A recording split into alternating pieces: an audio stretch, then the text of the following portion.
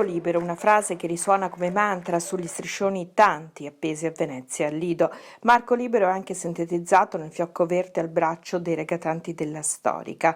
Marco è uno di loro. Marco è Marco Zennaro, l'imprenditore veneziano da 6 mesi bloccato in Sudan per una vicenda commerciale che non sembra avere fine, che lo ha portato in carcere per mesi per accuse dalle quali è stato assolto, ma ora restano le cause civili. Un centinaio di amici, dipendenti, la moglie e i fratelli hanno sfilato al Lido a ridosso del red carpet della Mostra del Cinema per accendere i riflettori su una questione molto delicata. Vostro fratello non va assolutamente dimenticato, oggi pronti per una marcia sfruttando i riflettori della Mostra del Cinema.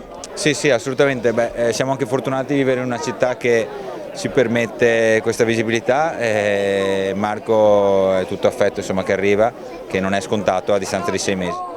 Dove si trova ora adesso Marco? In ambasciata o in un albergo? Marco si trova nella foresteria dell'ambasciata, in un piccolo, insomma, appartamento con una cucina, una stanza e un piccolo soggiorno. Insomma. Che cosa si può fare perché ci sia una soluzione? Perché una soluzione politica, una soluzione civile, che cosa bisogna fare? Sicuramente la pressione politica è importante per muovere le pedine e per accelerare i tempi, perché ormai sono passati 6 mesi.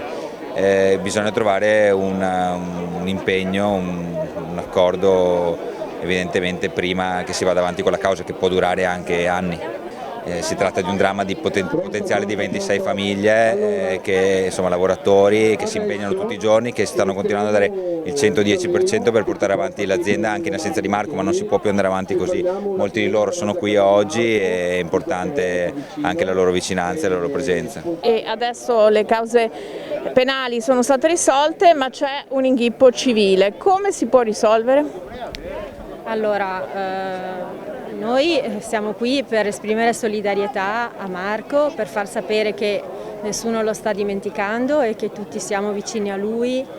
Noi purtroppo siamo in difficoltà perché quel paese è difficile, è un paese difficile in cui non abbiamo la contezza di quello che esattamente succede e probabilmente nemmeno ci viene detto.